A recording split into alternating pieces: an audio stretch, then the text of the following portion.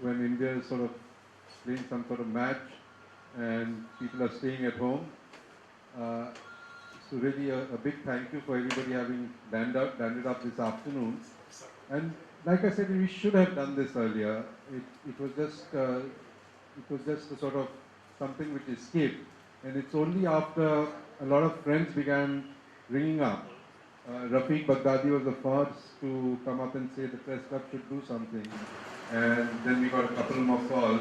For some other reason, I spoke to Arnab, he was very keen also. So we just put Thursday together, and it's something we owe Vinod.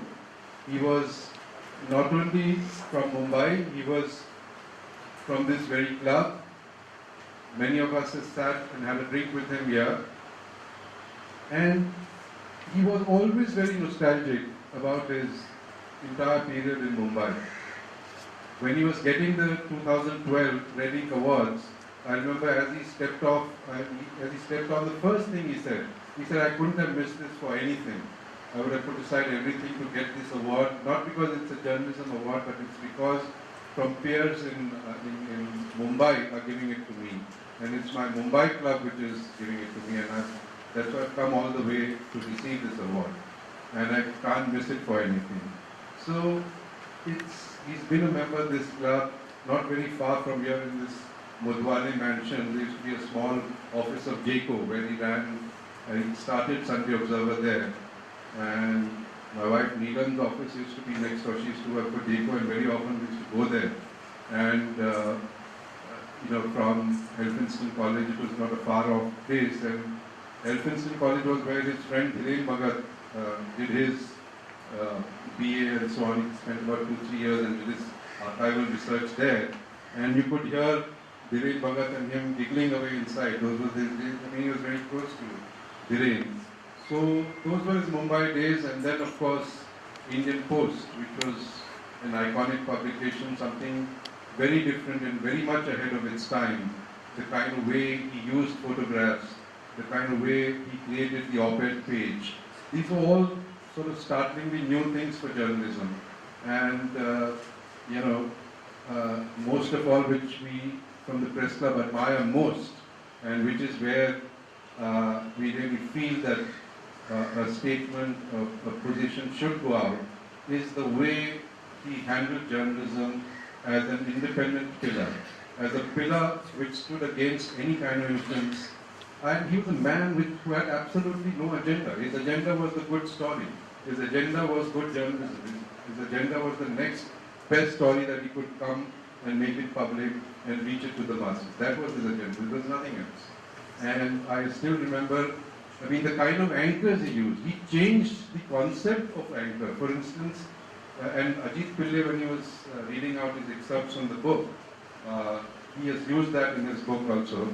This story when the Congresses, in 1985, they had their bicentennial centenary year, and everybody was sort of saying, going to Mahalakshmi, they were doing it at the race course, and journalists were streaming there, and reporters going there, and how they were admiring Gandhi, and to recreate Gandhi, and Gandhi had been forgotten, and so on and so forth. And this Ajit Pillai, what he did was he sort of followed the 50% of the Congress activists and the cadre were in Kamatipura, in the red light area, and he followed them there. And he kind of reported what they said and what the prostitutes said and what all that happened. And this was run as two anchors in Sunday Observer those days. So that's the kind of anchor. In a sense, he recreated what the anchor was. In ET those days, we carried boring anchors like what is going to happen to the agricultural crops before the monsoon. That was the anchor. So he changed the concept of what the anchor was. So we can go on and on, but the point is, he has contributed immensely to journalism. And I'm happy that even in this small way, we are coming together. And his wife was most happy to know that we are all collecting here today, and he sent a message which Prachi from the Outlook will read out.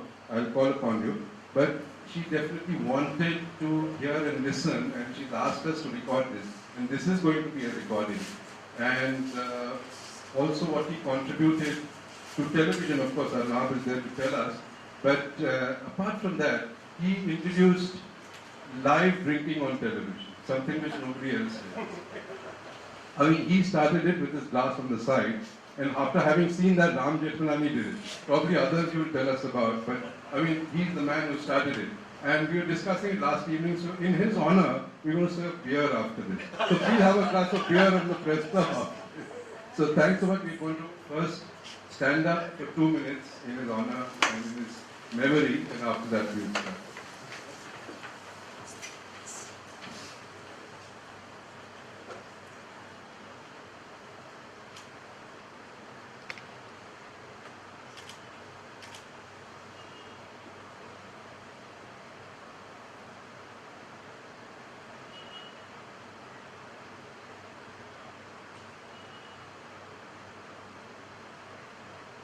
Vinod Mehta, Amar Rahe.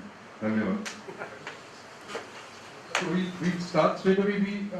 We've got a few volunteers who've already said they'll say a few words, and then of course, I mean, everybody can say a few words. Jyoti, would you like to read something from his latest book also? Or we don't have that? So we'll just come.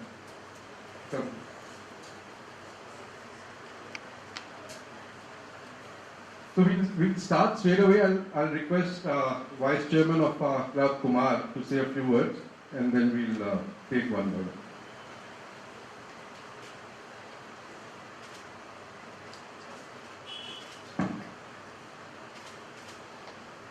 Well, actually, the memories of Vinod are very pleasant, and despite his very funny way of being conductors, he used to be such a wonderful company. Actually, I did not introduce myself to him. He, in a way, introduced. He had just taken over Sunday Observer, and there was a speech in Mumbai University Hall, Arun Shourie, and Arun Shourie was to speak on M.N. Roy. Do you remember Jyoti? And Arun Shourie raised some controversial issues. I happened to be studying M.N. Roy once upon a time very seriously. So I raised some objections at the question hour session, and I challenged him on his facts. So later on, Vinod told me that you put Shourie on defensive for a while. So Shourie answered, so why don't you write what you have said? I was obviously quote unquote anti-Shourie. So he asked me to write, and that's how we got into it. So the point is that we did not know each other, and yet he asked me to write, and later on he quoted that small para of a large article in his part, one of the autobiography, I don't know why. So I was quite surprised that he remembered so much that I had forgotten it completely. The point that I want to drive at is not what I did, but how live he was to whatever was happening around him. And he was never pompous. In those days, the world consisted of Shamlal and Bilal Jain, and even in a way, Indian Amporia, and everybody in the world continues to be there. And I like them also. I have nothing against them. I do not call them pompous, that they were very intellectually alert, whatever their political line. But Vinod was totally different. He was completely away from that kind of summarizing analysis of political events. Whether they were biased or not, I don't know to get into that. It is politically correct to do so. But Vinod was different in the sense he did not engage himself in what generally is known as intellectual analysis of political events. He went on straight for the story. More the sensational, more the sexy, more the gossipy, it is wonderful. And more well-written it is, that was his motto. And he converted journalism into something. Page 3 was not then popular. The idea of page 3 was not. In a way, he contributed to the idea of page 3 by having a different kind of journalism, by talkative journalism, by club journalism, by gossip journalism, by drawing room gossip journalism. And I think that was essential because everybody wanted what was the story behind the story, what was the gossip behind the story.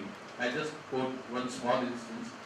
I was on the night shift of the Economic Times, and at that time Sunday edition used to be handled by somebody, and I was in charge of the Sunday magazine. And phone call came no less from Samijay, and Samijay said, well, Dilip Padgavkar will not be the editor from tomorrow. Giral Jain will not be the editor from tomorrow. Dilip Padgavkar is taking over. But the reason I have called, he talked to me directly. I was quite surprised when he himself introduced. But we are not publishing this news.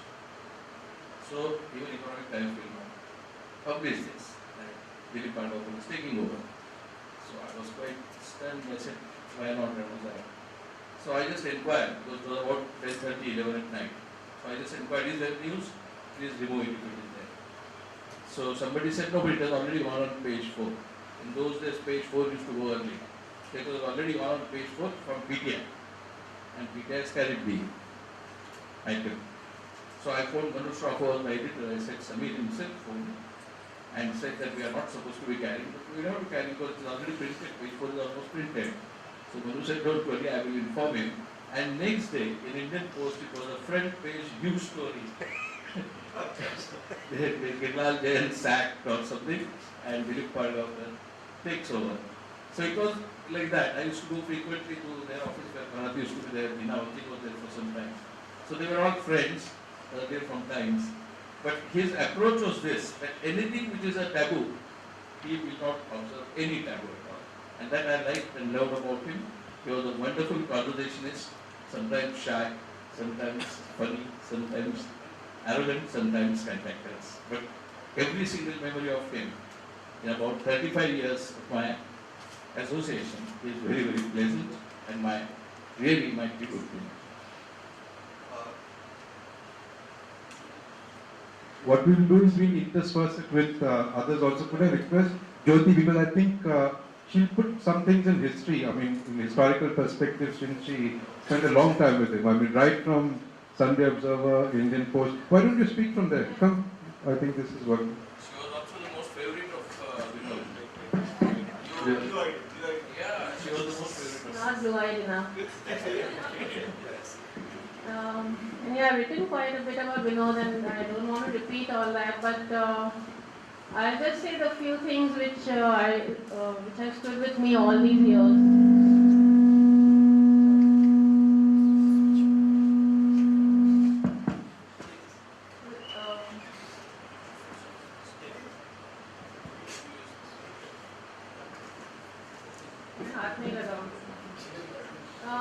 And which I think no one but Vinod I could have learned these from, though he didn't do anything to teach them to me. It was just by working with him that for so many years that I learned these. And those 7 years, I was very lucky to join Sunday Observer in the very beginning, and even before it was launched, and stay in it till Vinod was there.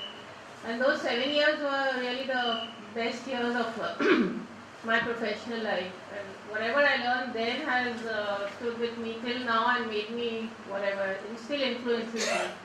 So the first thing, of course, we learned was that you can't take yourself seriously at all, because this editor didn't take himself seriously nor his position. He would laugh at reading Girlal Jain's quote saying that I hold the second quote, where I don't know if it was published, but I think somewhere Girlal Jain wrote that his is the second most important job in the country. Dilip Pandavapu wrote it, but I'm sure Girlal Jain thought it. Yeah, so I remember Vinod laughing at that, and that was much before that he used to laugh at himself and all of us all the time. So we all learned whatever pomposity we had was shared right from the very beginning. It wouldn't hold in Sunday Observer at all. And the second thing is that there were no sacred cows in Sunday Observer, which at that time was quite a new thing. I mean, there was nothing which was taboo, as Kumar said. You could write what you wanted about anyone and anything as long as it was accurate and well written.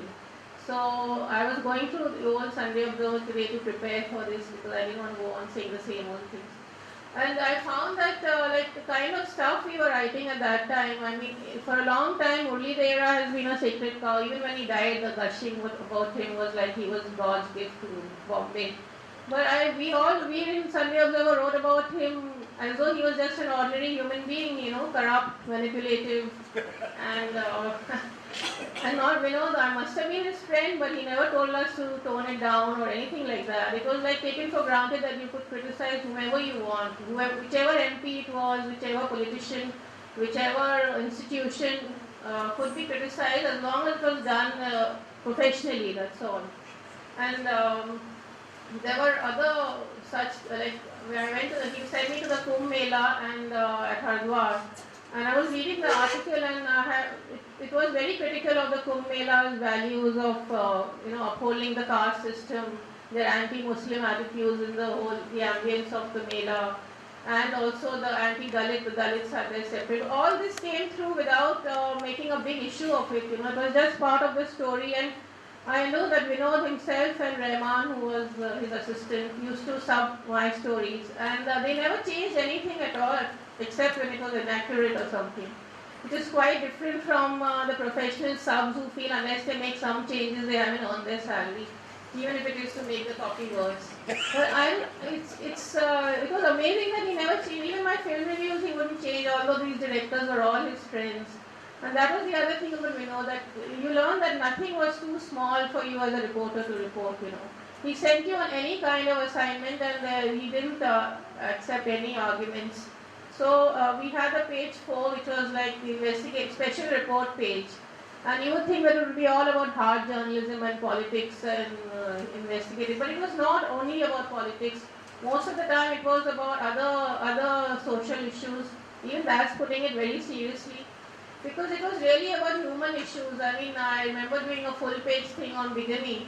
Of course, it was all related to news which was happening at that time. There must have been a judgment, or Hema Malini must have married Dharmendra. I don't remember the exact context. But I know at that time there was some problem with the paper, and we had to file a story on Saturday and start working on it on Tuesday for the edit meeting. And I remember him telling me on Wednesday that, listen, you better do a good job, because advertisers don't like us anymore now. So put everything in. And this was a story on bigamy, it wasn't some big investigative human rights story. And these page 4 things were like, really caught the eye of the readers, even despite their length, because of course he was a master at layout, and the whole paper was so attractive. And the other thing about Vinod was that even on that page 4, he made me interview Manmohan Desai, who was a mainstream director making idiotic films. And the interview was serious about cinema and the kind of films which Manmohan Desai made, and he defended them. And again, with Amjad Khan, he made me do a full-page interview. And because this is what readers were watching, they were not, at the same time, Vinod was friendly with all the NMDC people, Mr. Dharkar, Shyam Benegal, all of them were his friends, and he gave them also equal amount of space. So from Vinod, at least I have learned that there is nothing which is too petty or too, there's nothing too lowbrow for a journalist. There cannot be, you don't have to be a highbrow intellectual to be a journalist. And certainly, he was an intellectual, but he didn't believe in any highbrow stuff. And everything had to be written well. That was the main thing. And we really learned to sell our, unpopular ideas to him, and he was pretty reluctant in the beginning when we wanted to write about human rights and stuff, because some of us were activists. But as long as he put it in the context of a news story and a human story, he was fine. And at that time, there were a lot of ML, they were called Naxalites. Now they are called Maoists, who were my friends. And all of them wrote for the paper, without exception, which I can't imagine any other paper having these people writing. But the textile strike took place in 80, and it went on. I had Mr. Dinu Randive wrote for it, who was at that time in Maharashtra Times. And again, that wasn't a very common thing that you have non-English journalists writing for an English paper. We had Suchita Mazumdar, who was part of the strike, writing for it under a pseudonym. So I think the Sunday Observer's coverage of issues like textile strike, the police strike, was completely different from what the other papers were doing, because all the activists were allowed to write it.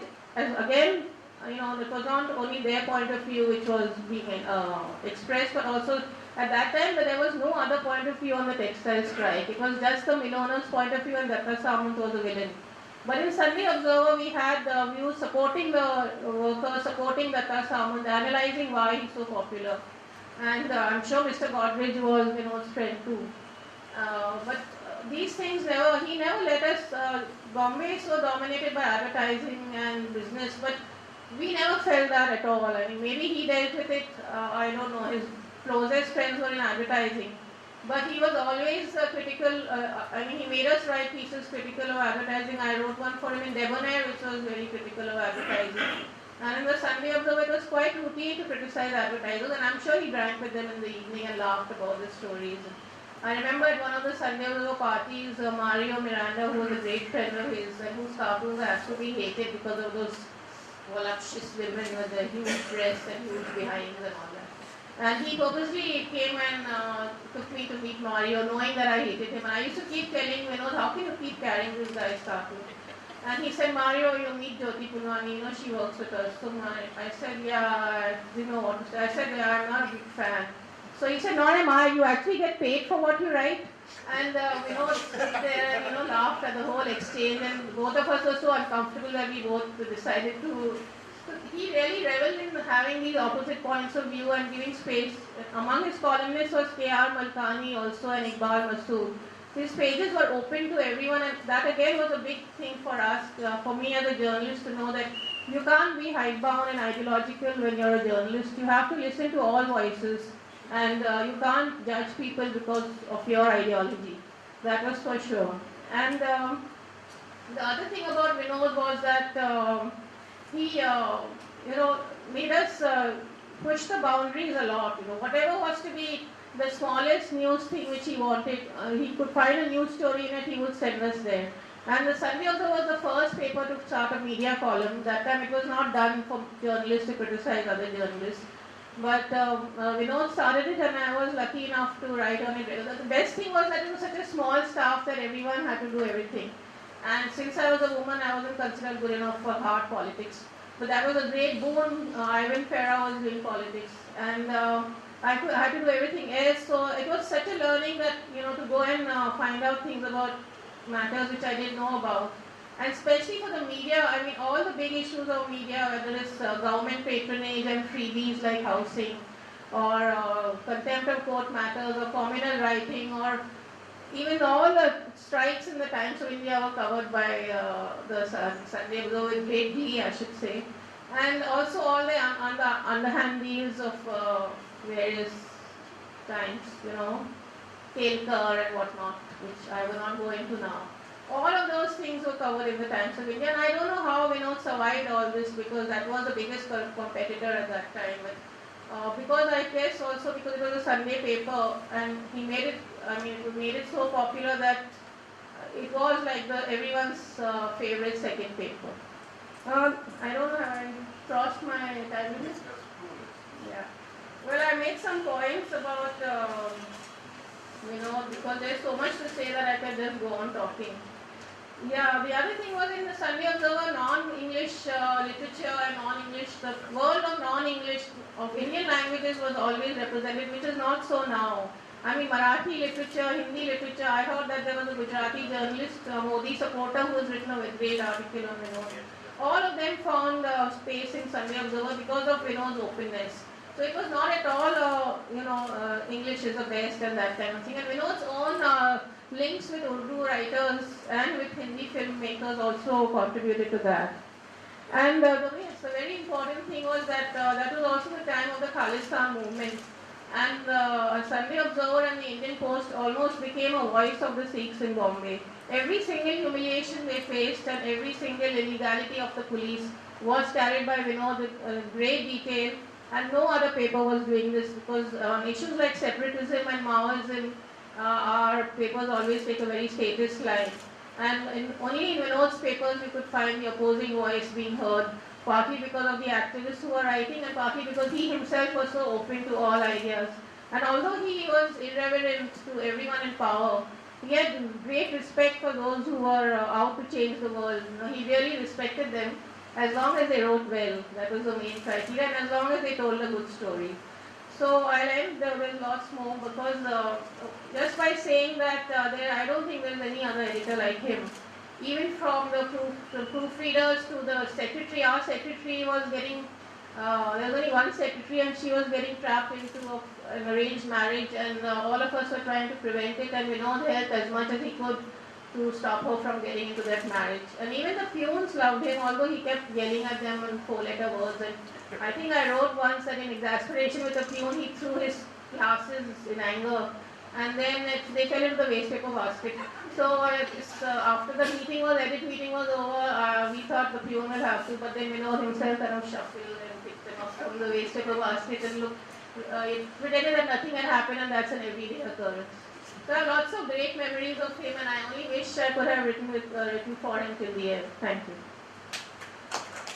Thank you, Jyoti. Maybe whatever is left, we can record it. We've got a camera going and we'll put it up on YouTube as an extension so that we don't miss out on what you have collected. So Sunday Observer, to that there was an opposition. I think Sunday Mail came up and then died away. It never survived. And then on to Indian Post. Indian Post moved to Independent, and I think we'll get Bharat to say a few words about the Independent in that period and whatever else you have. Oh, whatever, of course, of course.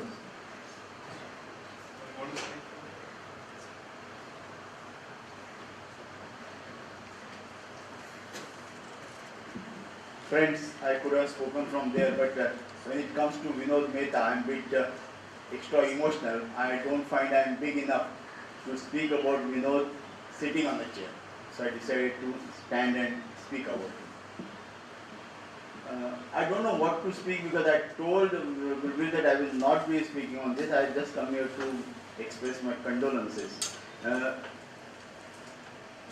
My story with Vinod goes as back as 1975.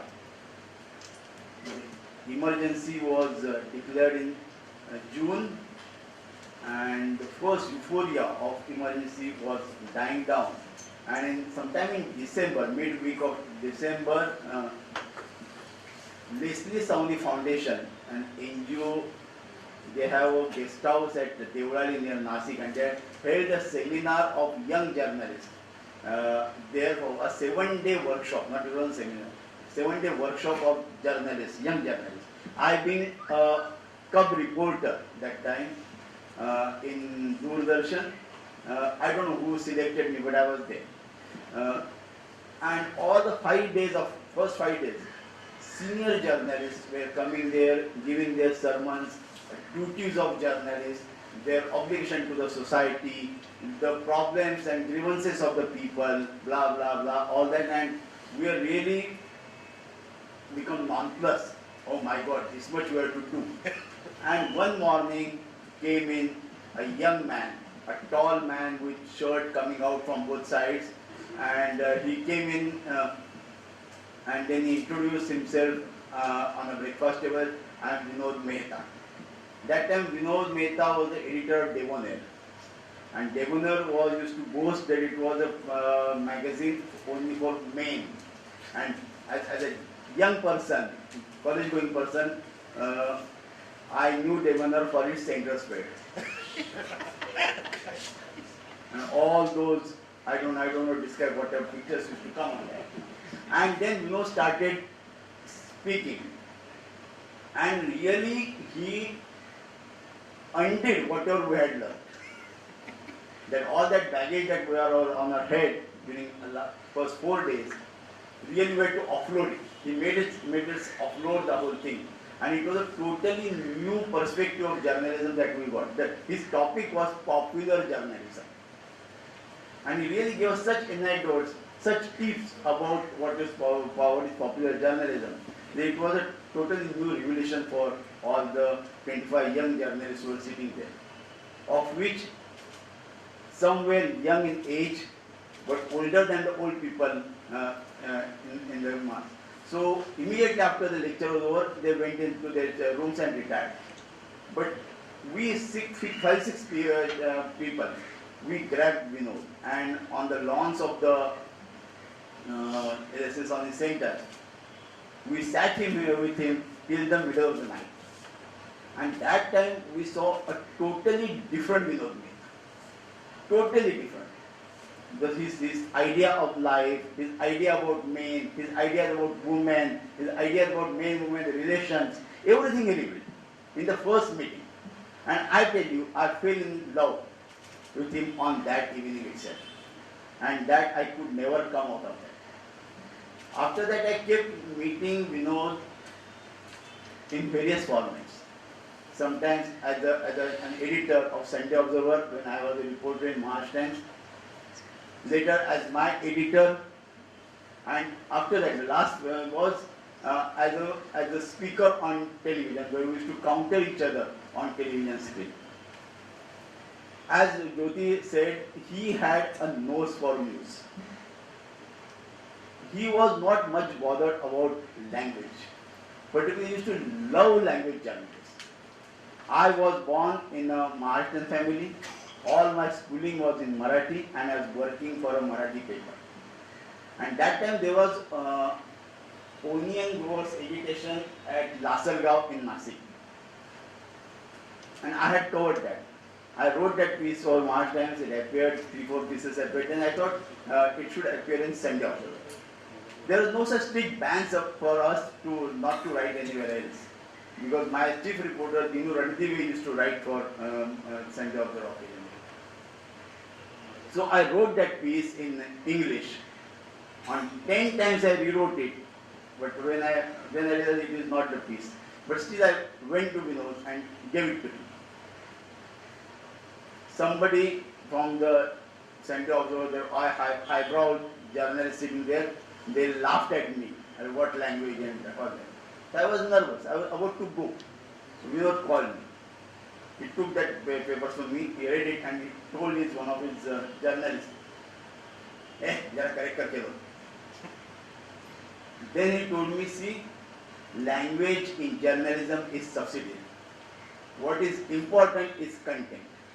You have content, how to get it written, that is my job. You go. And the next Sunday, the story appeared in Sunday Observer on front page anchor. Since then, I again became his bhakta. Then I saw him in the Independent. Independent was launched, one of the most highbrow paper of the country. I think on the 100th day of Independent, our then editor, S. Nihal Singh, he quit. Indian Post. He quit. But we never had any rapport with S. Nihal Singh. He was a very big man. But we used to see him only in the evening at 6:30 after completing the editing meeting. He used to go out with his golf dress, with a golf cap and kitty behind him. That time we used to see him. That was our only interaction with him. And he left. For I think for 15 days or 20 days, no editor to Independent. Indian Post, Rahul Singh was handling the fort. And one day appeared Mr. Vinod Mehta. Of course, Jyoti followed. But that was a cultural shock to the people who were there in Indian Post from earlier. I mean, they came from a different class and Vinod belonged to another class. But from day one, Vinod took the driving wheel and he drove the paper like anything. And rest, Jyoti has already told you the type of changes that he brought in. He was one editor whom I have seen, he never sat in his editor's cabin. I think the minimum time he occupied was in his cabin. In other words, he would keep scrolling in the gangway of the edit room. Another thing, speaking softly, have manners, have office manners, that was something not for He would yell from end to end. And his yelling was never in sober language. So never in sober. With all due respect to him, I can say that never in sober language. The things which we think are galis, bad words, they were not bad words for him because they were spontaneous overflow of his powerful feelings. Some people call it poetry, we call it gali. But he used to do that. And he had a tremendous interest in gossip. Kite flying, but kite flying, authentic kite flying. He started a column on the op-ed, on the middle column from top to bottom, what is called diary. And diary used to be hilarious. and the type of anecdotes that he used to give, the insights that he used to give them, it was something great, nothing less than that. The day, of course, that was the time when Sharad Pawar was here as Chief Minister, Rajiv Gandhi was in Delhi, VP Singh had already crossed sword with Rajiv Gandhi, and I think he had already won the election also against Lal Bahadur Shastri's son, I forget the name. So we were in a situation of turmoil in Delhi, and Vinod religiously used to lambast the Rajiv Gandhi and his clan. Once a message came from Delhi that goes soft on Rajiv Gandhi and a couple of other people. I think one of them was 10 other people and all the famous names during that time. In the evening, Jyoti would tell you better this story. In the evening, after the edit meeting was over, as the edit meeting was getting over, there was a call from the Lord and Master of the house, Singhania. I think he had called him for a cup of coffee. He just left a message with Pune that on the phone that I am coming. Then as we left, he wrote something he wrote. He kept himself to the cabin and he wrote a note and sent it to the Pune.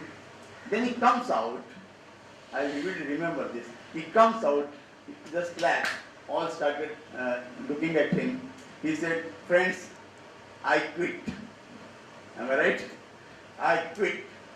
The only two-word sentence, and from there itself he went down. Because he did not want to take any humiliation, any order, any diktat from the owner. And he quit.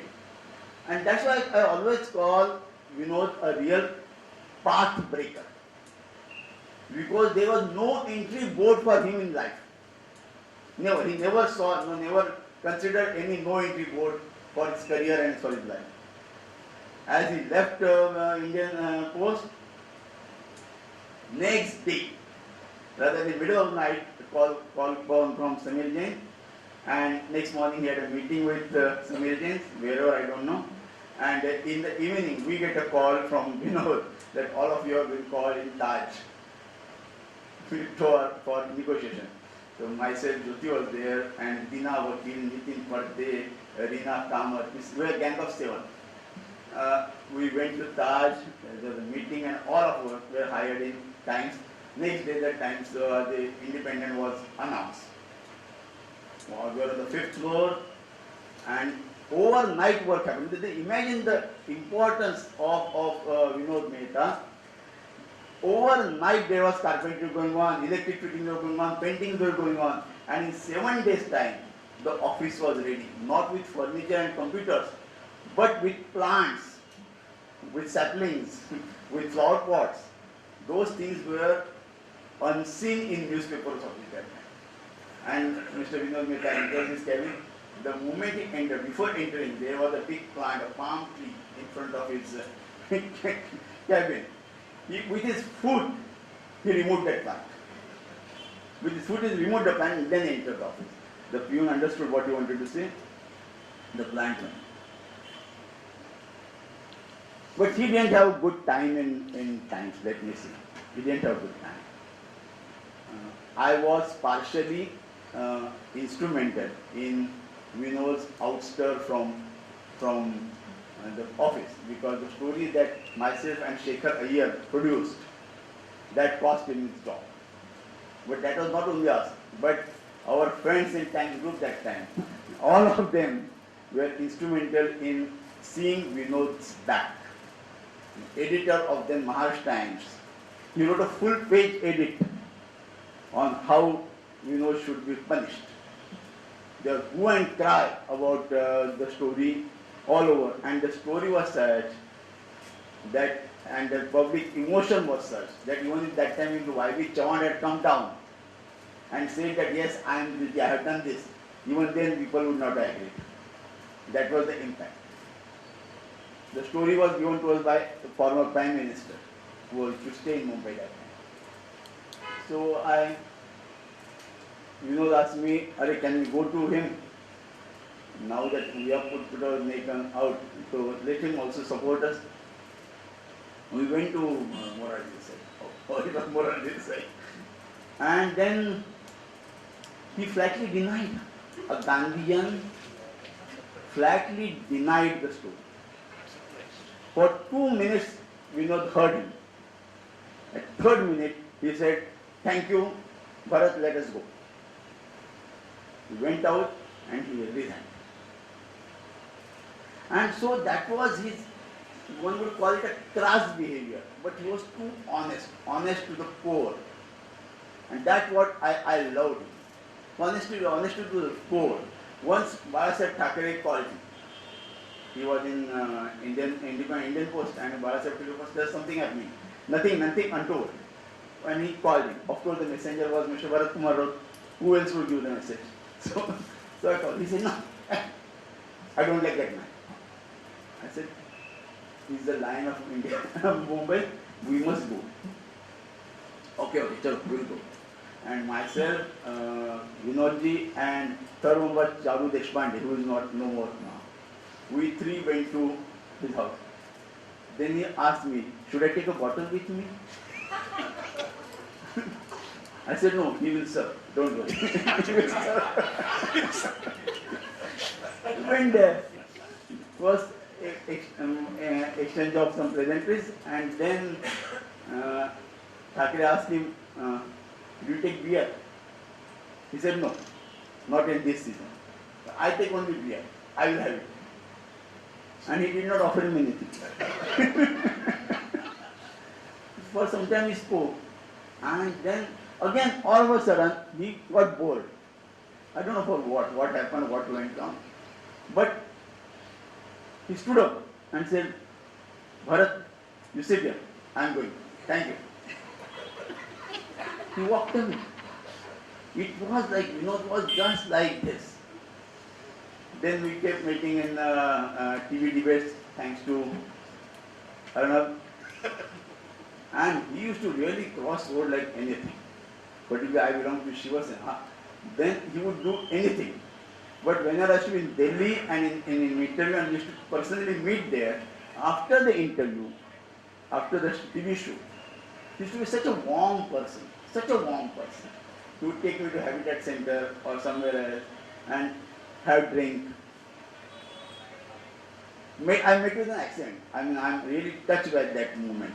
I met with an accent between, and Vinod was not knowing about it. And then I think for 2 months or 3 months I was away. Then I went to Delhi. Vinod came to know about it. And he asked why you coming, that I was wearing turban that time because I was bald. So he asked me, what happened? I said, "I met an accident, blah, blah, blah, something." And then went ahead. In the evening, at about 7:30, Vinod came home in Delhi, my Delhi house. And he was not beautiful, he wept. He took my hands and said, "Don't do this. Never drive a car." I said, "Why? It's an accident, it's an accident. Not with you. Don't drive." Huh? Yeah, exactly. Yeah, he mentioned that. He mentioned that.